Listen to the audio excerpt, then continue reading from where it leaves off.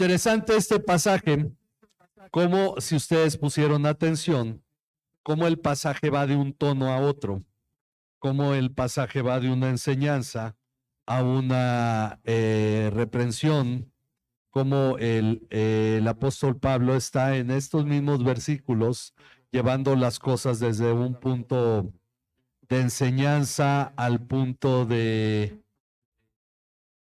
aplicar precisamente el sentido de esa enseñanza. La razón por la cual él habla esto a los Gálatas, es la iglesia de Galacia, son los Gálatas los que reciben esta enseñanza. La razón por la cual él hace esto es el hecho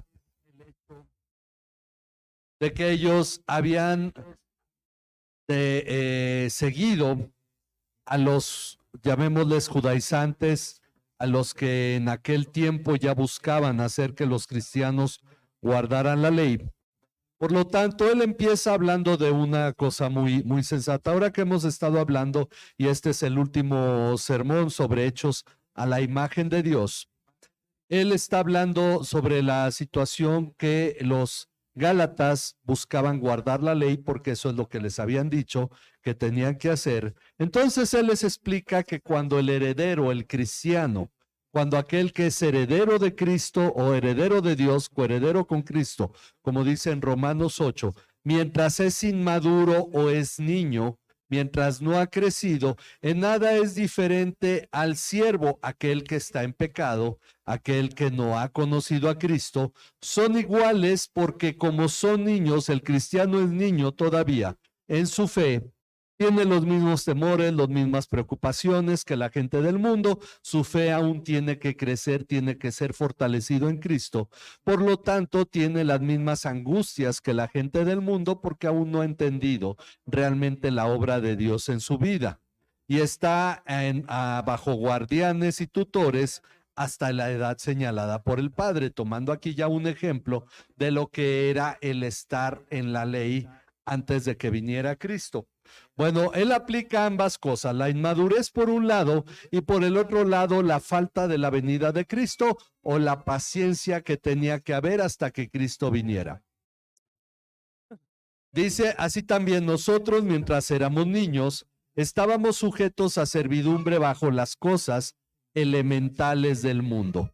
Y las cosas elementales del mundo era, no se puede comer carne de cerdo, no se puede trabajar tal día, no se puede hacer ciertas cosas o se tienen que guardar estas fiestas, etcétera, cosas del mundo. No podía uno sembrar dos tipos de semilla juntas, uno no podía remendar una tela con otra tela diferente, etcétera, cosas que hay en la ley. Estas cosas hacían que la persona estuviera bajo las cosas elementales del mundo. Esta es la manera en que lo llama, esta es la manera en que establece que estas cosas elementales del mundo son las que el ser humano cuida. El ser humano se preocupa de esto, porque cuando practica una religión establece que si come, que no come, qué días hace qué cosa, qué fiestas va a guardar, etcétera.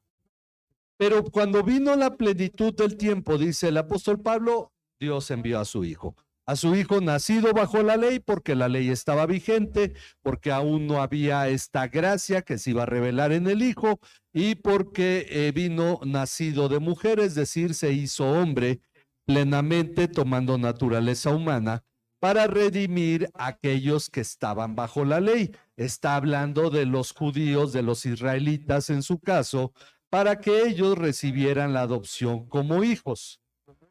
Pero ahora que esto incluye a los gálatas que no eran judíos, y dice, y porque ustedes son hijos, Dios ha enviado el Espíritu de su Hijo a nuestros corazones clamando Abba Padre.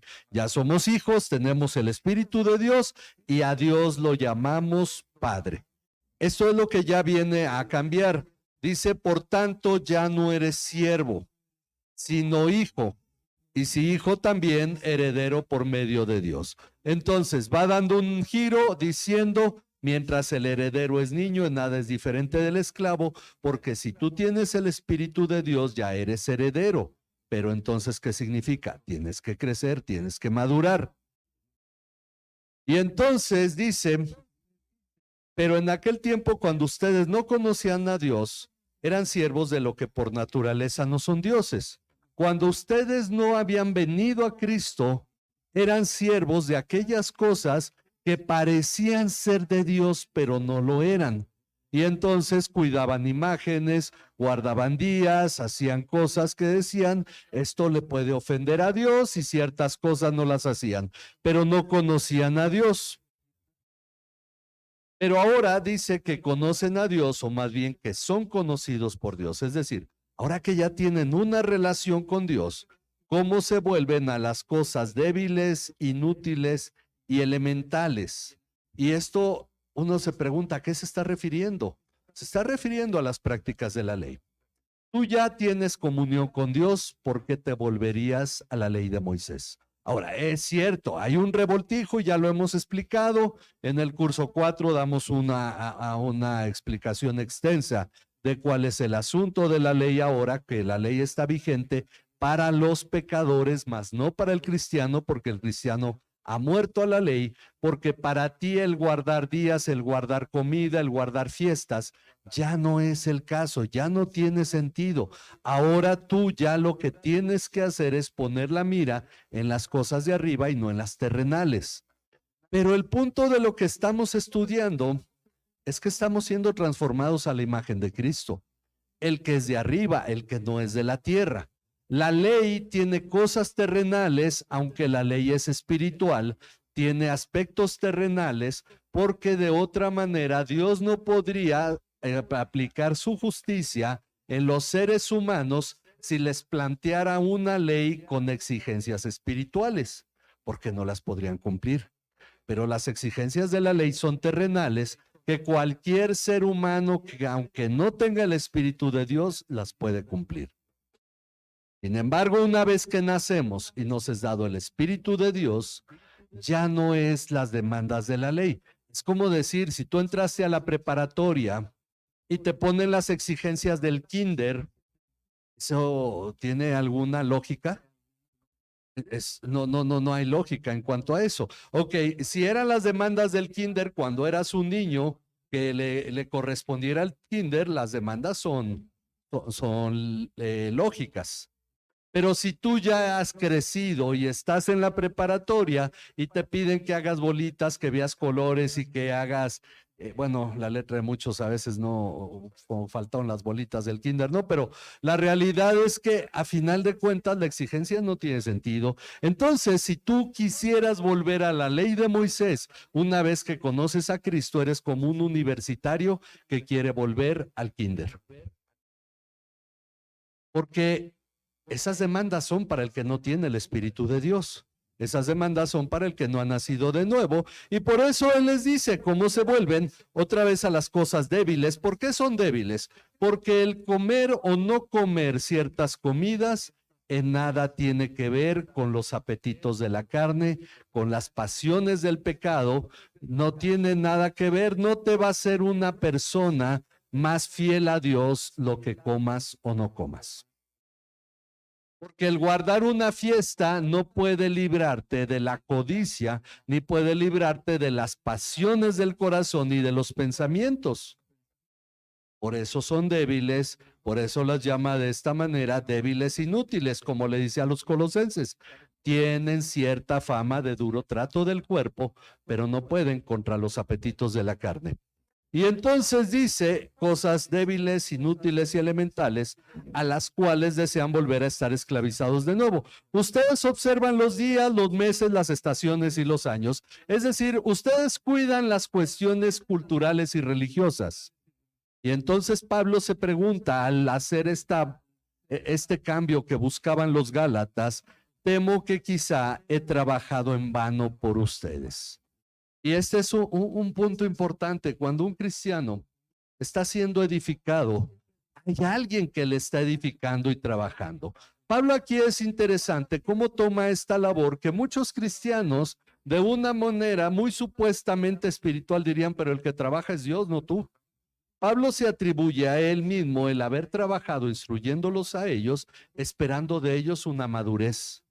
Y entonces dice, temo que quizás he trabajado en vano por ustedes. Y la realidad es que uno puede hacer cuentas. ¿Cuántos años tienes tú de conocer a Cristo y de ir a la iglesia? ¿Y cuál es el desarrollo que has tenido? Esta es la cuestión que tenemos que medir. Realmente, ¿cuánto has tú escuchado de la palabra de Dios y en qué estatura espiritual tú podrías ubicarte? Es decir, ¿qué tanto en verdad tú has crecido? Hacemos esta pregunta en el curso en la senda de crecimiento. Por cierto, aprovecho el anuncio, ahí están los cursos, las fechas en que los vamos a tener, pero una de las preguntas es, ¿en la iglesia tengo actitud de consumidor o actitud de edificador? Es decir, vengo a la iglesia todavía, todos venimos para recibir, pero hay quienes vienen solo a recibir. Y sin embargo hay algunos que vienen a recibir, pero también a dar. Y aquí la pregunta es, todos estos años que Dios ha trabajado, que el pastor ha trabajado, y no solo he sido yo, ha habido otros pastores trabajando en algunos de ustedes, ¿ha sido en vano o ha traído provecho? Dice, les ruego, hermanos, háganse como yo, pues yo también me he hecho como ustedes, ningún agravio me han hecho. Él está hablando de esta identidad. Ustedes aprendan de mí porque yo me estoy acercando a ustedes y estoy buscando estar en esta relación con ustedes. Dice, y luego él expone algo. Por causa de una enfermedad física, él les predicó el evangelio la primera vez. Aquí es donde muchos asumen que Pablo estaba perdiendo la vista. Dice, lo que para ustedes fue una prueba en mi condición física, que no despreciaron ni rechazaron, sino que me recibieron como un ángel de Dios, como a Cristo Jesús mismo. ¿Dónde está pues aquel sentido de bendición que tuvieron aquel tiempo, cuando había ese afecto, cuando había esa relación? Dice, pues testigo soy en favor de ustedes que de ser posible si hubieran sacado los ojos y me los hubieran dado. Por eso algunos asumen que Pablo ya no escribió sus últimas cartas, sino que las dictó, y el escritor decía, yo Tercio que escribo la carta, yo el hermano Sóstenes que escribo esta carta, también les saludo, porque Pablo ya no les estaba escribiendo, o de pronto él dice, yo de mi propia firma escribo esta salutación. Decía Pablo, de mi propia letra. Y entonces algunos deducen que el aguijón en la carne de Pablo era la pérdida de la vista. Pero él hace una pregunta que es una realidad, porque la verdad, créanme que en el gremio de pastores se habla de esto. Me he vuelto, por tanto, enemigo de ustedes al decirles la verdad. En la iglesia, en cualquier momento, cualquier congregante puede ser enemigo del pastor.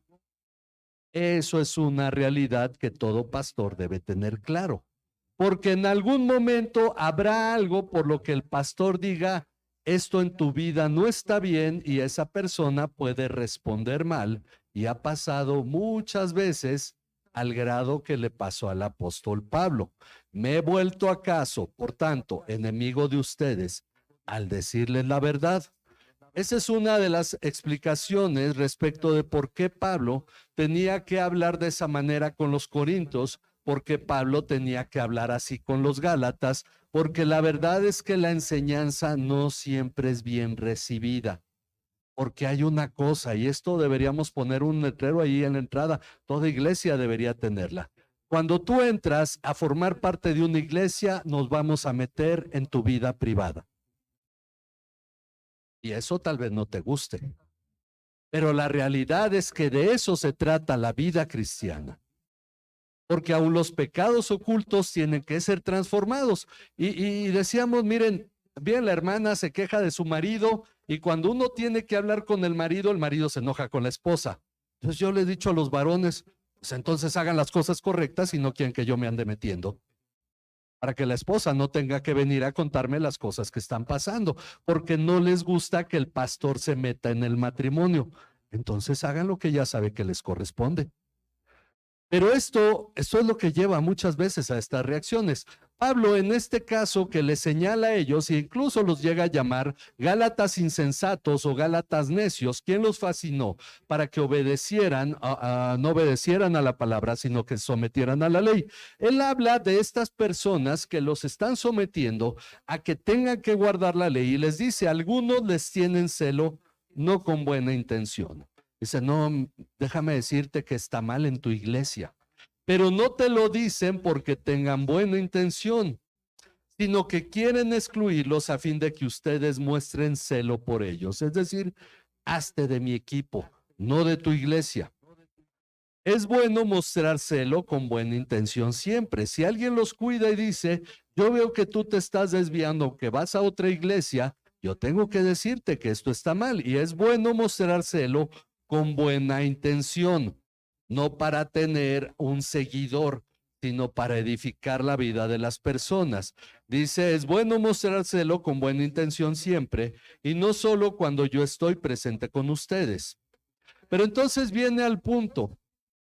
Estamos siendo transformados a la imagen de Cristo. Eso implica madurar, eso implica crecimiento, eso implica que Dios tiene que hacer su obra en nosotros, y entonces Pablo lo traslada al trabajo que él está haciendo, porque la realidad es que la labor pastoral tiene un peso, tiene una carga, tiene un sentido. Dice, hijos míos, por quienes de nuevo sufro dolores de parto, hasta que Cristo sea formado en ustedes. ¿Cuál es el propósito de la iglesia?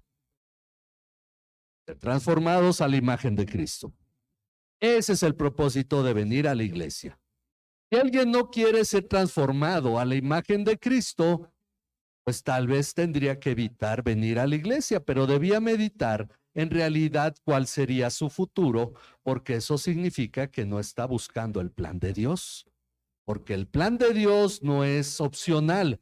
Él tiene un plan, y si tú caminas con Dios, tú vas a ser transformado a la imagen de Cristo. ¿En qué sentido? Miren, esta historia la conocemos.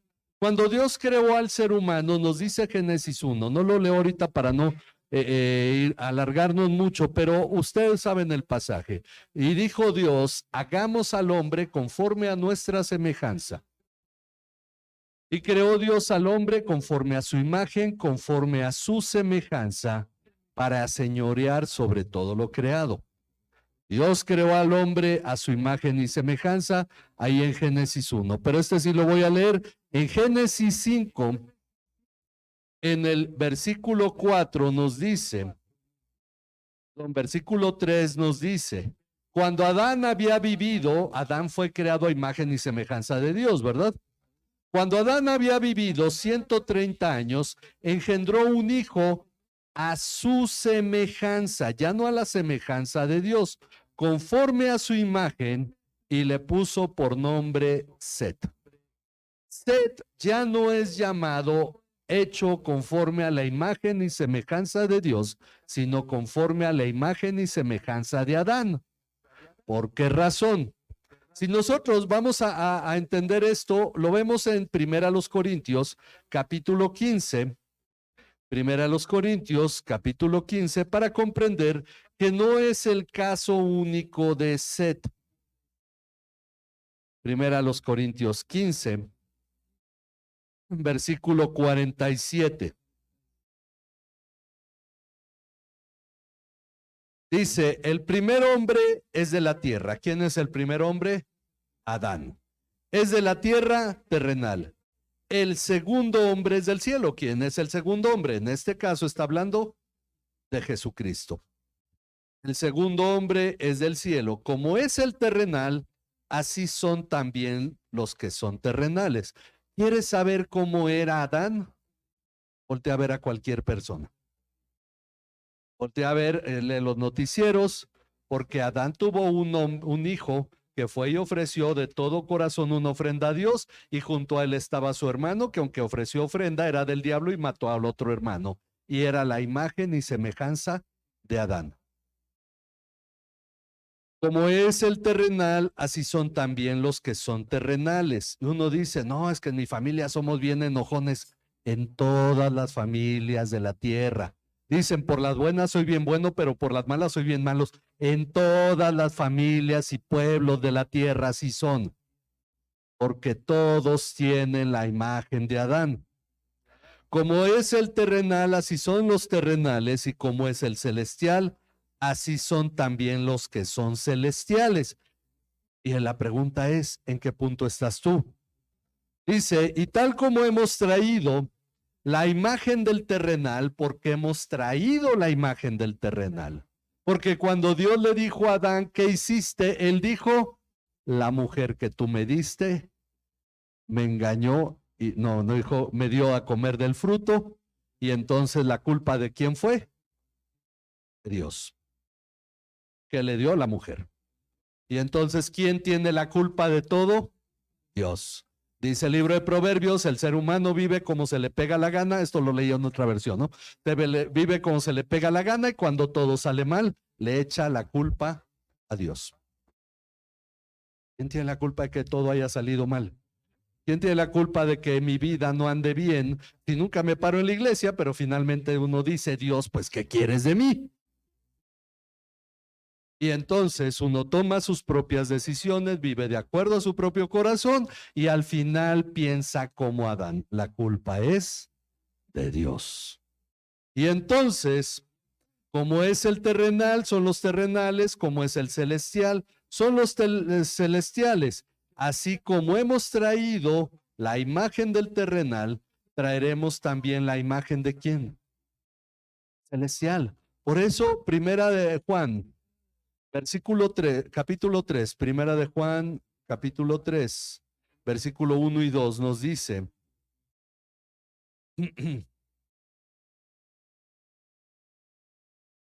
miren cuán gran amor nos ha otorgado el Padre, que seamos llamados hijos de Dios, y eso somos.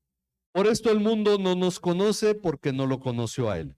Amados, ahora somos hijos de Dios y aún no se ha manifestado lo que habremos de ser, pero sabemos que cuando Cristo se manifieste, seremos semejantes, y esta es la cuestión de la imagen, seremos semejantes a Él porque lo veremos como Él es. Mientras tanto, tú estás siendo transformado a la imagen, a la semejanza de Cristo. De gloria en gloria, como en un espejo, dice Pablo a los Corintios, estamos siendo transformados a esa imagen, a la imagen de Jesucristo. Y eso tiene que ver no solo con la apariencia, sino tiene que ver con nuestra vida completa, porque tenemos que ser el reflejo de Jesús aquí en la tierra. Y en la labor de Pablo con los Gálatas era: hijitos míos, por quienes sufro dolores de parto, hasta que Cristo sea formado en ustedes. ¿Qué es lo que buscamos? Que Cristo sea formado en ustedes, que ustedes sean el reflejo de Cristo, que ustedes lleguen a ser la imagen de Cristo, y de eso se trata lo que estamos viviendo. Finalmente todo lo que vivimos, estudiamos y hacemos como iglesia tiene una labor: llevarnos a ser la imagen de Cristo.